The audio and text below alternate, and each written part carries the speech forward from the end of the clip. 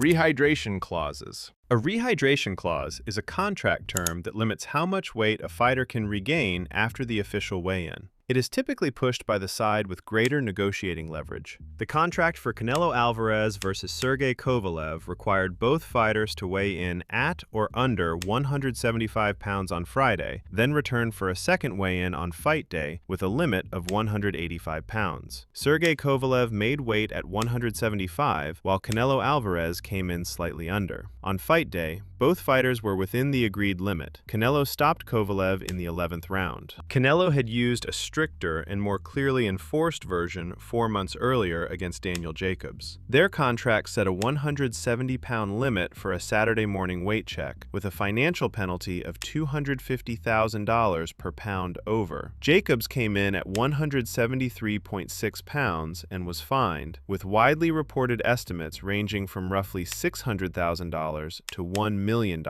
though the exact figure was never officially confirmed. Canelo weighed 169 pounds and stayed within the agreed range. Gervonta Davis imposed a 10-pound rehydration clause on Ryan Garcia ahead of their April 2023 fight, requiring both fighters to weigh no more than 146 pounds on fight day after a 136-pound contractual weigh-in. Garcia stated that the restriction was required for the fight to proceed. On the second day weigh-in, Davis came in at 144.1 pounds and Garcia at 144.9, both under the limit, before Davis stopped Garcia in the 7th round. Opponent timing manipulation. Promoters can use mandatory challenger status as a bargaining chip, slowing negotiations or reshaping timelines in ways that favor the champion. Delays, interim fights, and shifting sanctioning decisions can all affect when a title shot actually materializes, sometimes leaving the challenger who is in their prime at a disadvantage.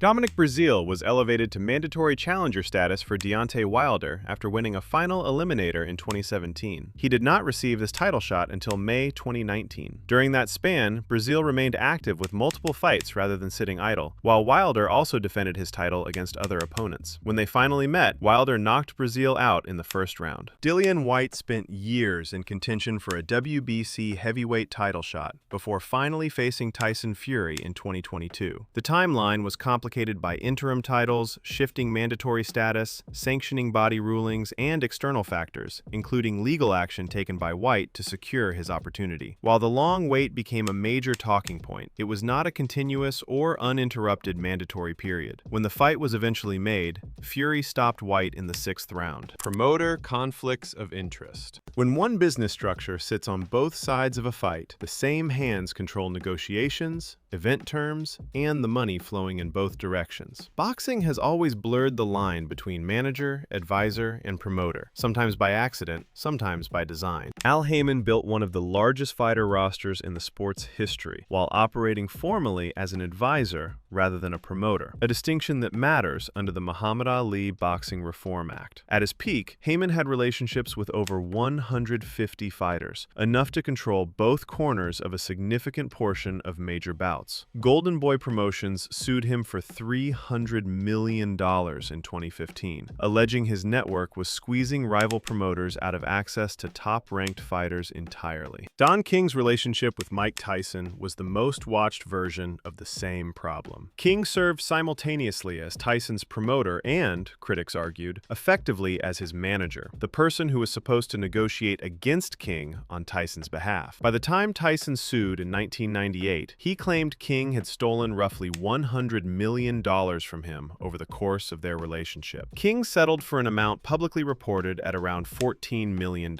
Glove clauses. Glove weight is regulated, not negotiated. Athletic commissions set the required glove size based on weight class, usually 8 or 10 ounces. What fighters and teams actually negotiate is the brand and model, which can differ in padding, shape, and how punches feel on impact. Before Floyd Mayweather Jr. versus Marcos Maidana in 2014, Maidana's team selected Everlast MX gloves, a puncher-style model with less padding over the knuckles. Mayweather's team objected objected and threatened to cancel the fight unless Maidana switched. The Nevada State Athletic Commission had approved the gloves, but after negotiations, Maidana agreed to use a different model. Mayweather won a majority decision. Glove selection has also been influenced by contract terms. Before Manny Pacquiao versus Eric Morales in 2005, Pacquiao's promoter Murad Muhammad agreed to terms that gave Morales control over glove selection. Morales chose winning gloves, which are widely regarded as having more protective padding. Pacquiao and trainer Freddie Roach later criticized the choice. Morales won a unanimous decision. For the rematch, the terms were changed so each fighter could choose their own gloves, and Pacquiao won by stoppage. Trash talk. The way a fighter carries themselves during the build-up can affect how both guys show up on the night, whether they're calm and controlled or already a little emotional and off their game. Thomas Hearns arrived at the weigh-in for his 1985 fight with marvelous Marvin Hagler and shoved him, triggering a brief confrontation. Hearns spent the build-up projecting aggression and promising a knockout. The intensity of the opening rounds reflected both fighters' styles, not just pre-fight antics. Pernell Whitaker took a different approach before facing Julio Cesar Chavez in 1993, publicly dismissing him and downplaying the threat. Inside the ring, Whitaker outboxed Chavez over 12 rounds. Many observers scored the fight clearly in Whitaker's favor, but the judges ruled it a draw. Natural size mismatches. Weight classes are meant to create fairness, but they don't erase physical differences. Two fighters can weigh the same on fight night but still be built very differently. One might be a natural at that weight, while the other had to move up and adjust to it over time. Oscar De La Hoya came up through lighter divisions before settling at welterweight. Felix Trinidad had been dominant at 147 for years and was more naturally filled out for the weight. When they fought in 1999, De La Hoya boxed well early and controlled large portions of the fight. In the later rounds, Trinidad pushed harder and had the stronger finish, and he won a majority decision. Michael Moore also moved up in weight, going from light heavyweight to heavyweight. Against Evander Holyfield, his speed and movement were unusual for the division. He was able to land cleanly and outwork Holyfield across stretches of the fight, earning a majority decision win and the heavyweight title. Alexander Usyk made a similar jump from cruiserweight to heavyweight. Against Anthony Joshua in 2021, he gave up size and weight, but used movement and timing to control distance. Over 12 rounds, Usyk outboxed Joshua and took a clear decision to win multiple heavyweight belts. Bone density.